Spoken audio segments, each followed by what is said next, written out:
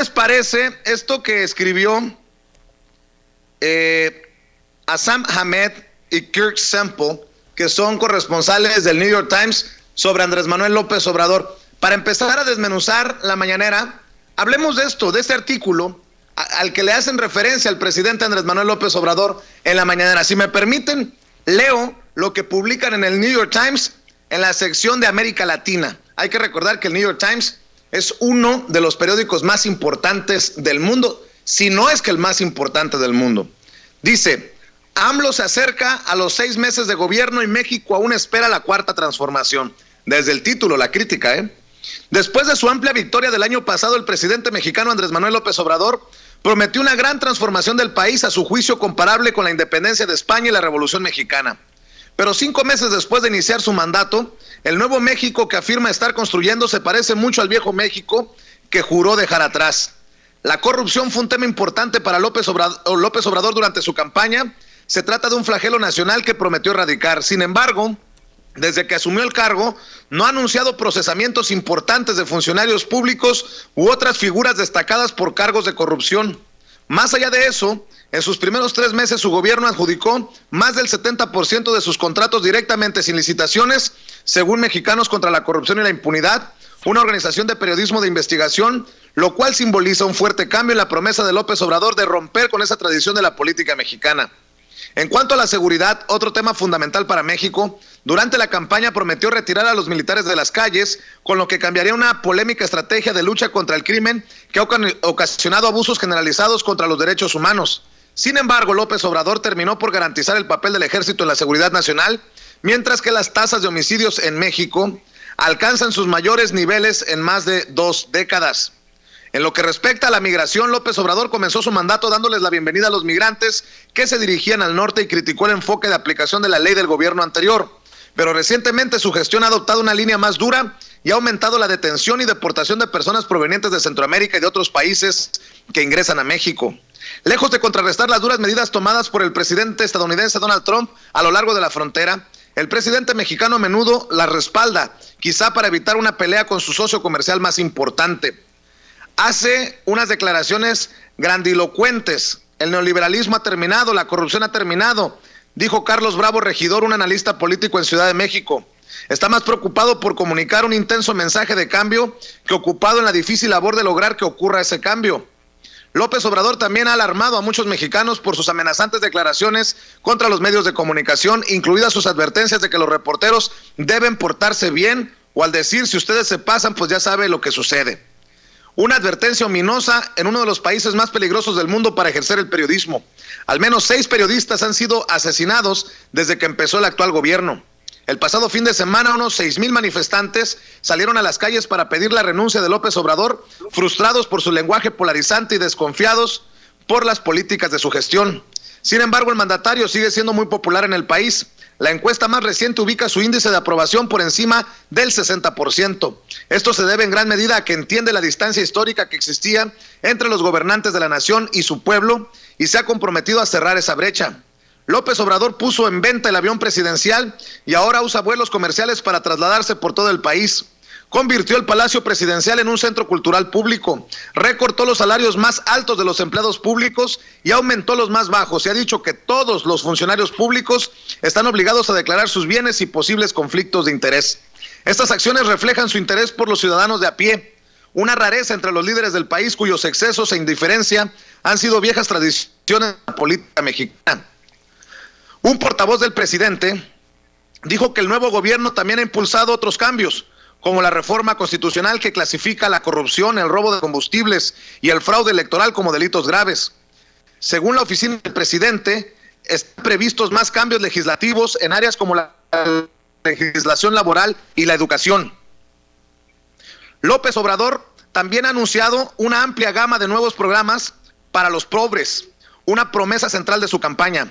Ha dicho que si tiene éxito, sus programas podrían sacar a unas 20 millones de personas de la pobreza durante su sexenio, a pesar de las preguntas generalizadas sobre cómo pagará todas esas iniciativas. Por primera vez en décadas hay un presidente que le habla a la mayoría de mexicanos que no solo se sienten excluidos, sino menospreciados, dijo Carlos Heredia, profesor asociado del CIDE, una universidad de Ciudad de México. El nuevo presidente también tiene la mayoría en ambas cámaras de la legislatura, lo que le otorga una gran ventaja. Como la oposición está dividida, hay pocos controles sobre su poder y esto le da una gran libertad para cumplir su agenda, pero también ha ocasionado que los críticos se preocupen por su actitud combativa.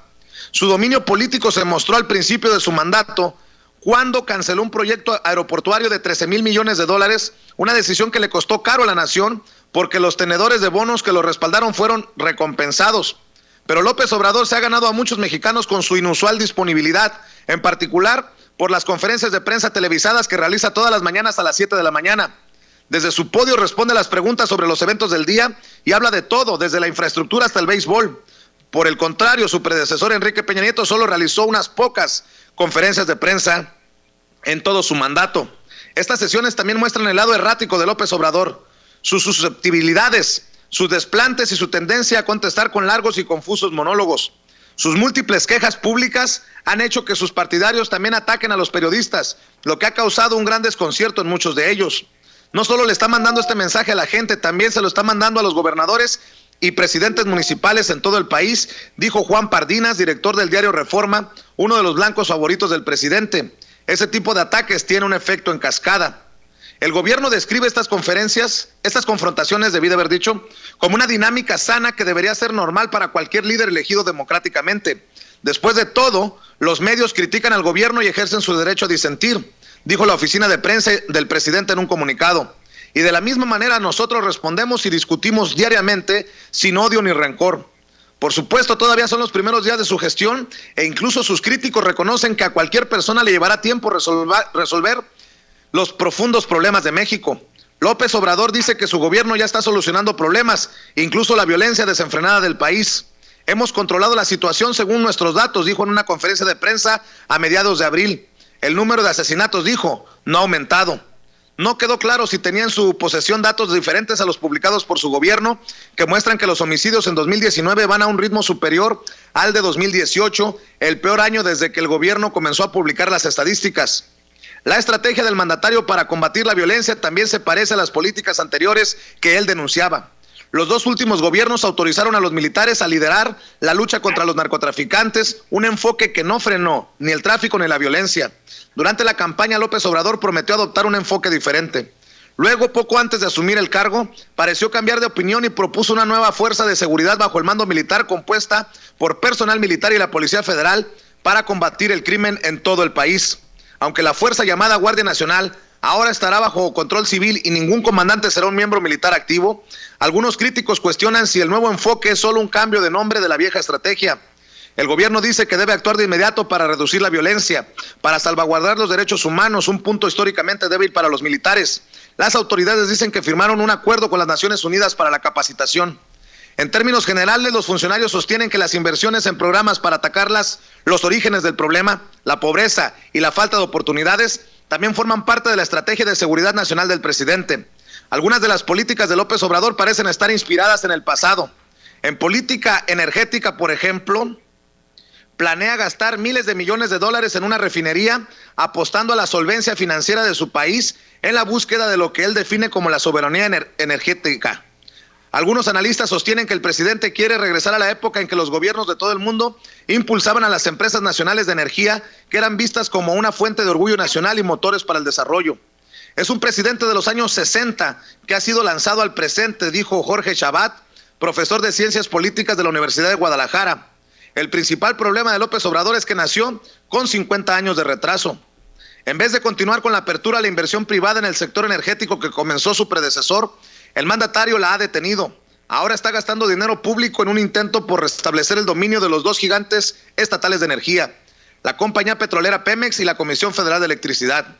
Creo que hay mucha ideología detrás, dijo David Shields, editor de Energía a Debate, una revista de la industria energética. Quieren ir en una dirección nacionalista.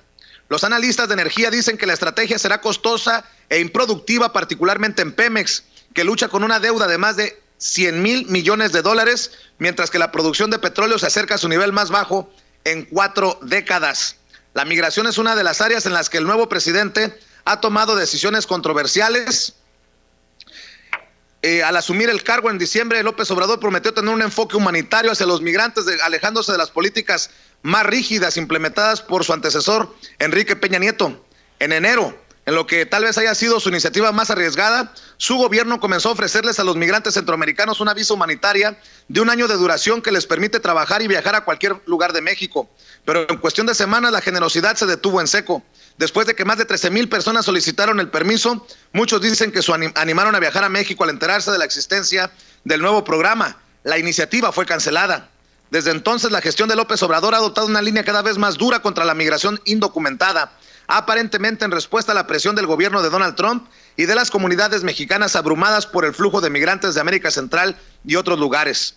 López Obrador dice que sigue comprometido con tratar a los migrantes con dignidad y planea invertir miles de millones de dólares en el sur de México y Centroamérica para abordar la pobreza que impulsa a las personas a buscar oportunidades económicas en otros lugares. Y aunque asegura que no está cediendo a las presiones de Trump, pocos le creen. El debate entre complacer a Trump y ser coherente con los derechos humanos y la política migratoria humanitaria ha definido la respuesta de este gobierno a la migración, dijo el profesor Heredia del CIDE. Cierran en el New York Times diciendo que Paulina Villegas y Elizabeth Malkin colaboraron con el reportaje desde la Ciudad de México. Y Toño, Rafa, creo que es un artículo duro, crítico, híjole, muy fuerte de digerir para el presidente Andrés Manuel López Obrador. ¿Sabes qué?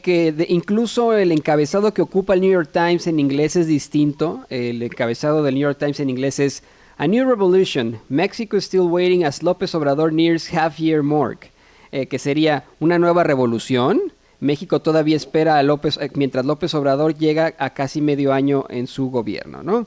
Yo creo, Vicente, honestamente, que es un artículo imparcial, es una crítica imparcial.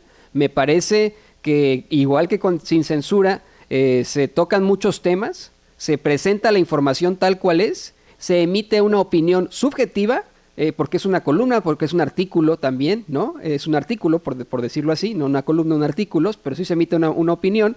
Creo que es una crítica constructiva. Yo lo veo de esa forma. Yo creo que así debe de ser el periodismo.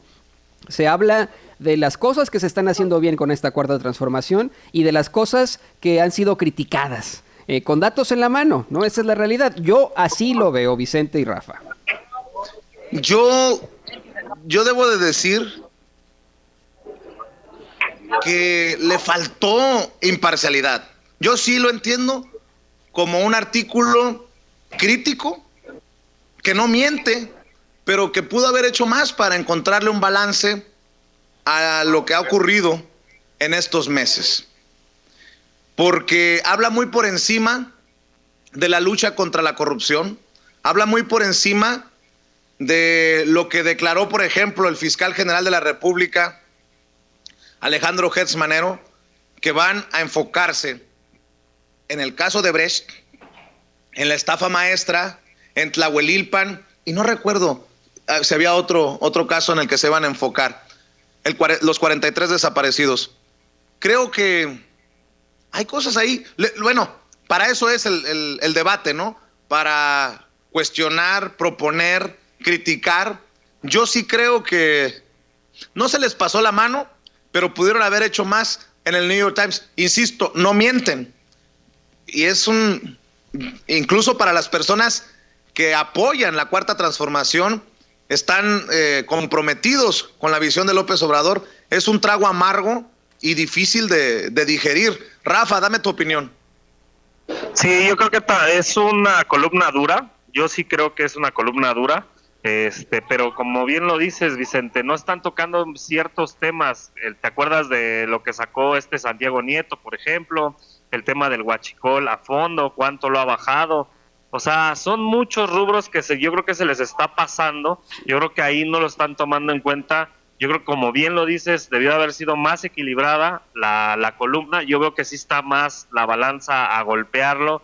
Y como bien lo dices, si es dura, si es crítica, hay que evaluarla, hay que analizarla, porque efectivamente pues es lo que está pasando en el país. Y yo creo que en ese sentido no se equivoca el New York Times.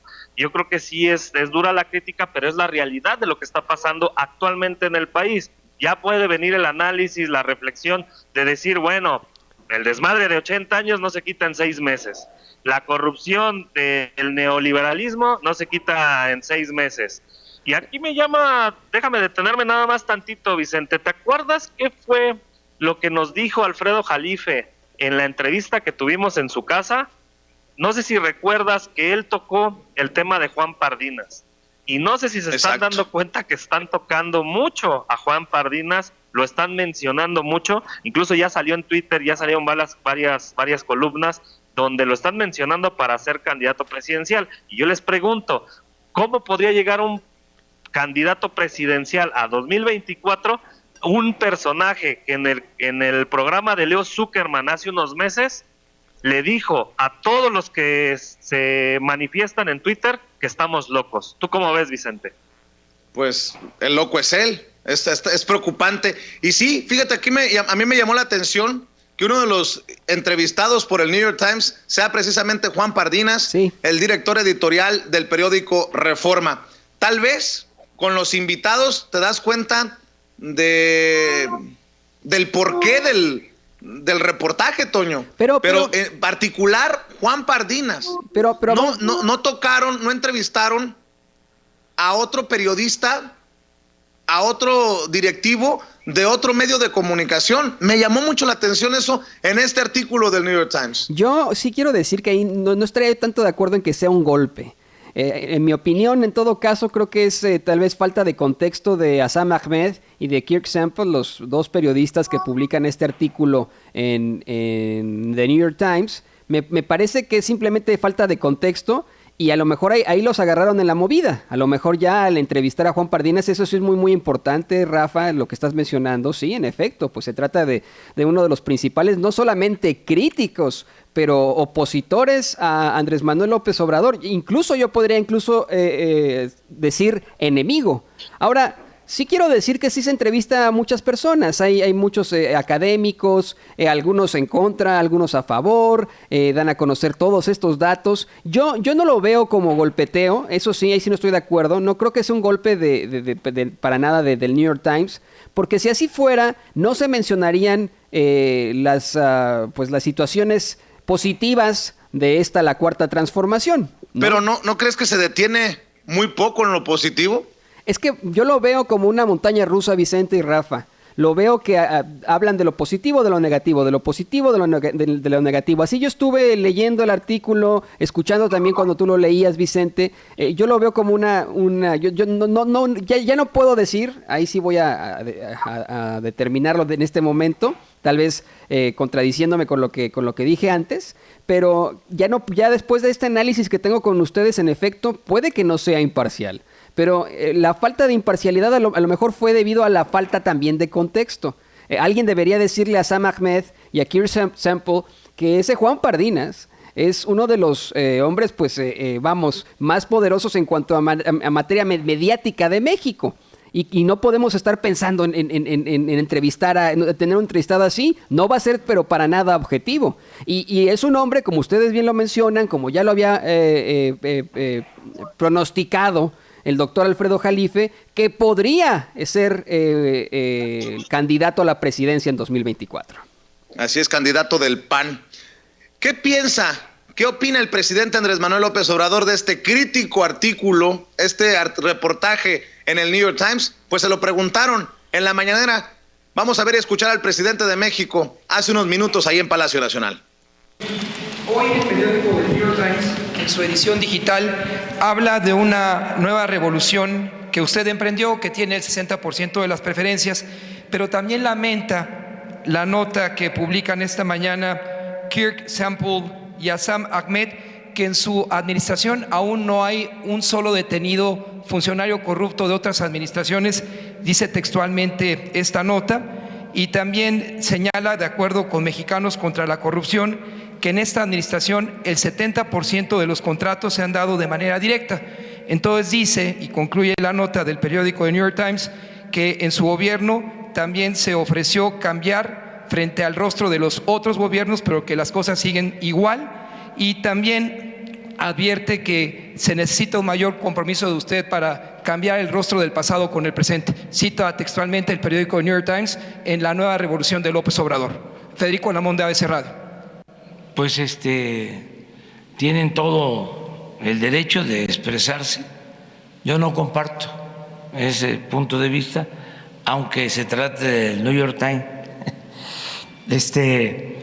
aunque se trate de un periódico famoso, porque se ha avanzado mucho.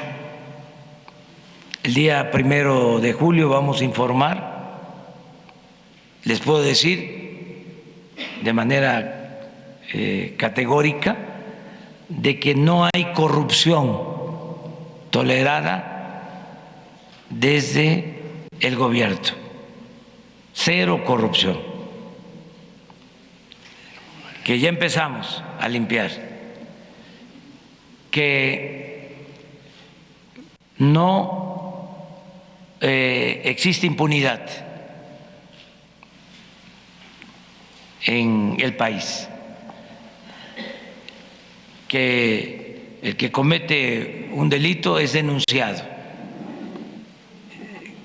y que se va avanzando, pero hay cuestionamientos porque en realidad se trata de una transformación que nunca se había dado en el país. No es un cambio de gobierno, es un cambio de régimen. Imagínense lo que significa decir se acaba la corrupción, se acaba la impunidad, se acaban los lujos en el gobierno. Nada más les voy a dar un dato a los del New York Times, ojalá y lo registren. En México no era delito grave la corrupción. Salinas promovió que se reformara el Código Penal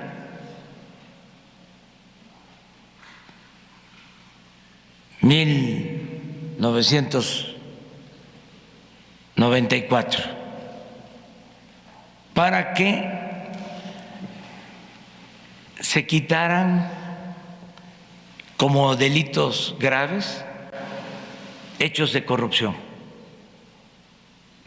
1994 hasta nuestros días. ¿Cuántos años son? 25 años en que si alguien robaba podía salir bajo fianza, tenía derecho a fianza. Esto para el New York Times, con dedicatoria. Ya eso se terminó. Hay una reforma constitucional que establece que es delito grave la corrupción. Creo que con eso es más que suficiente. Pero tienen todo el derecho.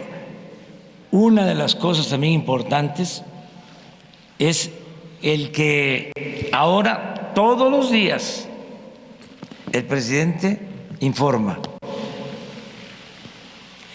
¿Sucedía esto antes? ¿Les daban conferencias de prensa diarias? Si acaso una a la semana o una al mes, todo era boletín. Y aquí no. Aquí es diálogo libre, diálogo circular. A ver. Ahora sí, bueno, gracias. Pues ahí está la respuesta del presidente Andrés Manuel López Obrador con mensaje directo. New York Times. Y creo que el presidente tiene todo el derecho de responder y el periódico tiene todo el derecho de publicar lo que ha defendido el presidente Andrés Manuel López Obrador. Creo que muy en su papel el presidente y defendiendo lo que siempre ha defendido Toño, Rafa. Sí, definitivamente, es lo que te digo. Ahí me contradigo yo, en efecto. No puede haber una imparcialidad absoluta. Creo que todo iba muy, muy bien en ese artículo, en mi opinión. Iba muy bien con las entrevistas, con los datos duros que presentan, con la información que se trata en ese artículo, hasta que ustedes bien lo mencionan, compañeros, hasta que uno de los entrevistados es Juan Pardinas, ¿no? Eso es definitivo. Y bueno, aquí López Obrador lo da a conocer, o sea, nosotros estamos haciendo algo distinto, nosotros algo que no se hacía antes, que también menciona el mismo New York Times. En el sexenio pasado, pocas conferencias de prensa dio Enrique Peña Nieto. Esa es la realidad. Aquí es diaria, al menos en semana inglesa, de lunes a viernes hay una conferencia de prensa que da el presidente, hay una apertura total y se permite, por ejemplo, que un artículo de este estilo, un artículo de un medio tan importante como lo es el periódico New York Times, se pueda comentar, ¿no? Yo te lo digo de esta forma. Si de pronto hubiera ocurrido un artículo, hubieran sacado un artículo en el sexenio infernal de Enrique Peña Nieto, ¿tú crees que lo estaría documentando Televisa, TV Azteca, Imagen, ABC Radio en este caso? La realidad es que no. Yo sí creo que hay hay muchas vertientes con este artículo. Sería muy bueno incluso platicar con esos dos periodistas, con Azzam Ahmed y con Kirk Sample, ¿no? de New York Times, pues para que también ellos den su comentario, por qué entrevistan a ese Juan Pardinas, qué es lo que está pasando, cuáles son las repercusiones de su artículo. Será muy, muy interesante buscarlos, Vicente, Rafa. Y nosotros lo que buscamos, Rafa, desde nuestra trinchera independiente, es que no se vayan con la finta los despistados, porque te puedo asegurar, casi te lo puedo firmar, garantizar que esos programas en donde salen los opinantes como Sergio Sarmiento, o Leo Zuckerman, o Joaquín López Dóriga, o Ciro Gómez Leiva, o David Páramo, van a utilizar este artículo del New York Times para sustentar toda la lista de barbaridades y pendejadas que han dicho para atacar al presidente Andrés Manuel López Obrador, porque aquí en México sí hay una consigna en algunos periodistas y en algunos medios para golpetear al presidente Andrés Manuel López Obrador. Aguas, que para eso serviría el artículo del New York Times. Sí, totalmente de acuerdo contigo, Vicente, y creo que lo van a tomar, lo van a retomar, lo van a estar sacando en sus medios, va a ser, yo creo que la nota del día, a final de cuentas. Y sí, lo van a hacer precisamente para hacer esta crítica al presidente y hacer el golpeteo que lo traen sistemáticamente por la falta del chayote. Me llama mucho la atención, y ahí repito lo de Pardinas. ¿Qué interés? ¿Con quién se comunicó para que le hicieran esta entrevista? ¿Si lo buscaron a él o él se acercó al New York Times? Me llama mucho la atención ese tema, pero bueno, a final de cuentas, lo importante es hacer el análisis, que la gente vea otros puntos de vista, que no se deje llevar por lo que dicen los medios chayoteros como siempre, porque a final de cuentas yo no le veo mayor caso a esto. Sí lo van a estar publicando y publicando y publicando, pero yo creo que debemos de hacer ese contrapeso. Sí es una columna, yo creo, un poquito más inclinada al golpeteo. Hay que analizar los puntos que a lo mejor sí puede venir una crítica constructiva para el presidente Andrés Manuel López Obrador para que se corrijan ciertos rubros. Pero a final de cuentas yo creo que no creo que vaya a trascender mucho, Vicente, o bueno, esa es mi opinión. ¿Valdrá la pena, compañeros, hacernos esta pregunta? Si habrá algún tipo de situación ahí debido a que el New York Times, uno de los accionistas, uno de los, uno de los socios del New York Times es Carlos Slim. ¿Vale la pena hacer esa pregunta? ¿Vale la pena mencionarlo? ¿También? Yo creo que sí. Siempre hay que preguntar cuál es la mano que mece la cuna, y siempre que quieras conocer la verdad, follow the money, sigue el dinero. Y precisamente creo que es importante recordar que nosotros hace unos días hicimos una encuesta en Twitter, en redes sociales, Toño, y la pregunta era: ¿estás mejor hoy con López Obrador como presidente que como estabas en el sexenio de Enrique Peña Nieto? El 49% de casi 19,000 votos dijo sí, estoy mejor. El 35% dice no, estoy peor. Y el 16% asegura que está igual. Que está igual. Denme su opinión acerca de estos resultados. 49% dice que está mejor, 35% que no está mejor, que está peor, y el 16% que está igual.